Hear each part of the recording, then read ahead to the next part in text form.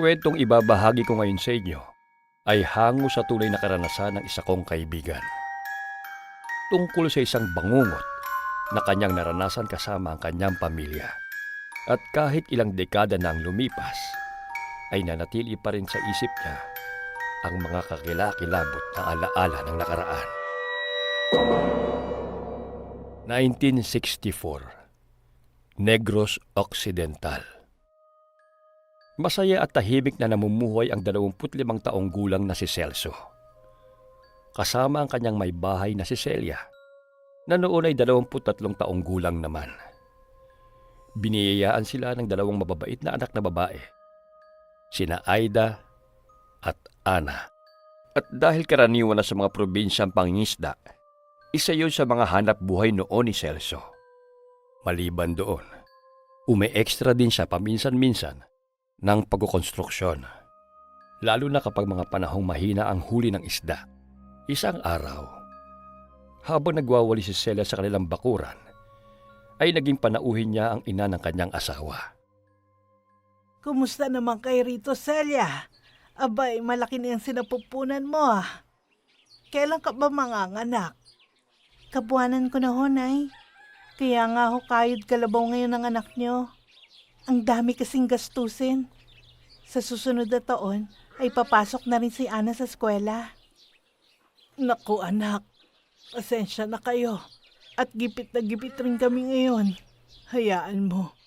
At kapag nakatapos ng koleyo si Rebecca, kahit paano ay giginhawa ng konti ang buhay natin. Ano ba kayo, wala ho yun sa amin, Nay. Alam naman namin ni Celso na hirap din kayo. Maigapang lamang sa pag-aaral ng bunso ninyo. Maiba nga pala ako. Huwag yun na munang palalabasin ng mga apo ko. Meron na naman daw kasing gumagala na aswang dito sa ating baryo. Ho? Saan naman daw ho galing, Nay? Ang balita ko dayo lamang dito sa ating lugar. Yung kambing na bagong panganak ng isa nating kababaryo ang unang pinuntirya. Ubus lahat ng anak at yung inahin. Halos buto na lamang ang tinira. Kaya mag-iingat kayo. Lalo ka na at buntis ka pa naman. Nabalot ng kilabot ang buong sistema ni Celia pagkarinig sa binalita ng kanyang biyenan. Nag-alala siya para sa mga anak. At lalo't higit sa kanyang sarili.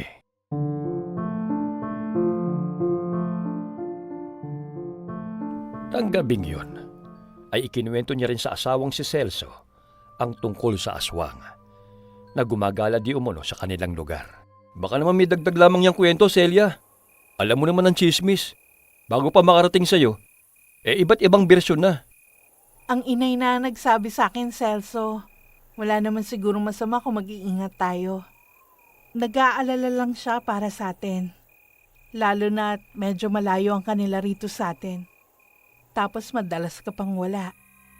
Ang lupang kinatitirikan kasi ng bahay ni na Celso ay namana niya sa kanyang mga magulang. Kaya lamang, malayo yon sa mga kapitbahay. Dahil dati nila yung sakahan. Mayroong bahay kubo na ilang kilometro ang pagitan mula sa kanila. Ngunit walang nakatira roon. Sa bagay, maigi na rin nga yung alerto tayo. Huwag mong palalayuin yung mga bata. Hanggat maaari, dito na lamang sa loob ng bakuran natin sila maglaro. Lalo ka na, ilang linggo na lang, iluluwal mo na ang pangatlo natin. Sana naman lalaki na yan, Celia. Sinunod nga ni Celia ang bili ng asawa at biyenan. Ang mga anak naman niya ay pinalaki nilang masudurin. Kaya magmula ng kausapin niya ang mga ito, ay halos hindi na talaga lumabas ng bahay.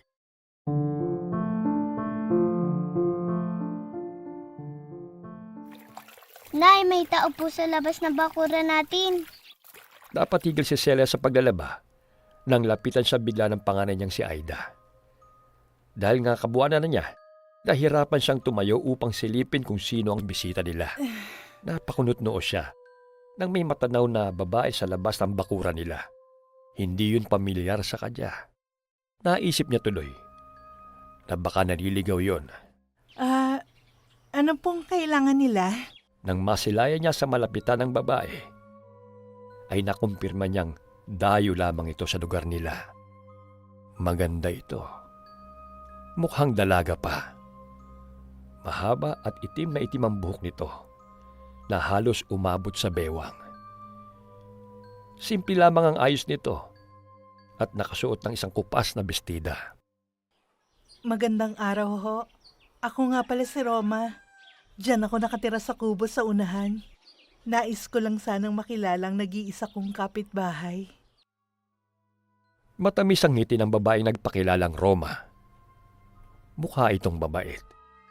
Ngunit hindi maintindihan ni Celia ang sarili kung bakit tila nakaramdam siya ng kakaiba. Marahil ay labis lamang siya nag-iisip nitong mga nakaraang araw. Ay, hindi ko alam na may nakatira pala sa kubo. Ang alam kasi namin, abandonado na yon. Puro butas na kasi. At nagtataasan ng mga talahib sa paligid.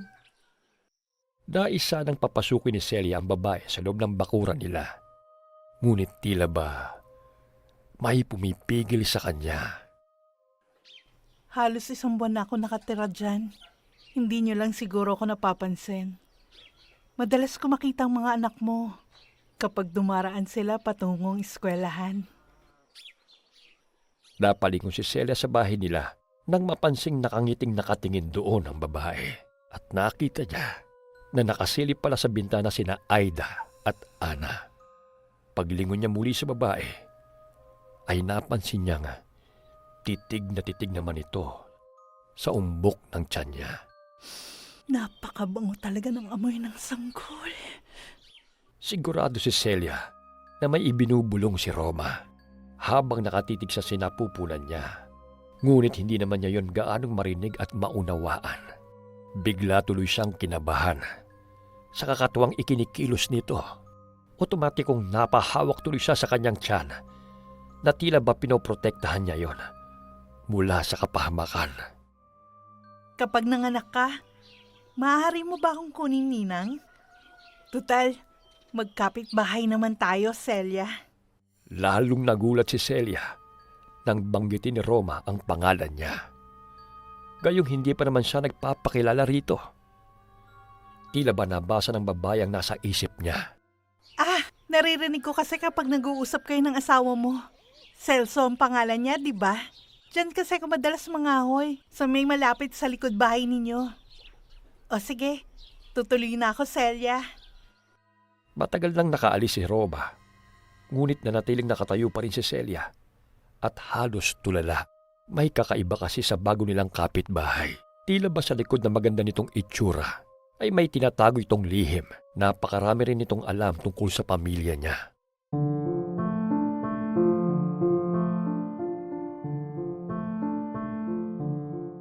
Hindi ka dapat nakikipag-usap kung kani-kanino, lalo na kapag dayo lang pala dito sa ating lugar.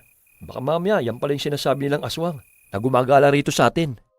Sermon na natanggap ni Celia mula sa asawa nang ikwento niya rito ang tungkol kay Roma. Hindi naman natin dapat husgahan ng ibang tao. Lalo na't wala naman tayong sapat na basehan, Celso. Yang mga katwiran mong yan, Celia, ang magpapahamak sa atin. Basta sa susunod, huwag na huwag ka nang lalapit sa babaeng yon, lalo na yung mga bata. Sa iyo nakasalalay ang kaligtasan nyo kapag wala ako rito. Hindi na lamang umimik si Celia para hindi na humaba pa ang diskusyon nila ng kanyang asawa.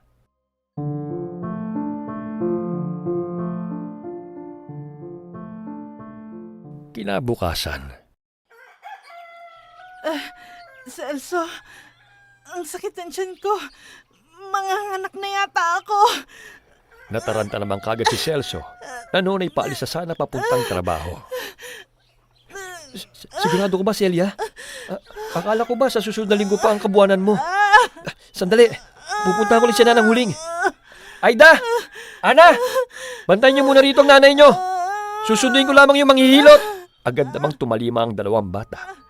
Halos hindi rin alam ang gagawin sa nakikitang paghihirap ng kanilang ina. Sa labis na pagmamadali ni Celso, ay hindi na niya napansin ang nakangising si Roma na nakasilip sa bintana ng kubo nito.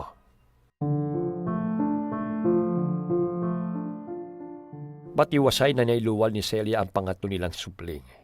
Labis-labis naman ang tuwa at pasasalamat ni Celso dahil sa wakas ay may anak na siyang lalaki.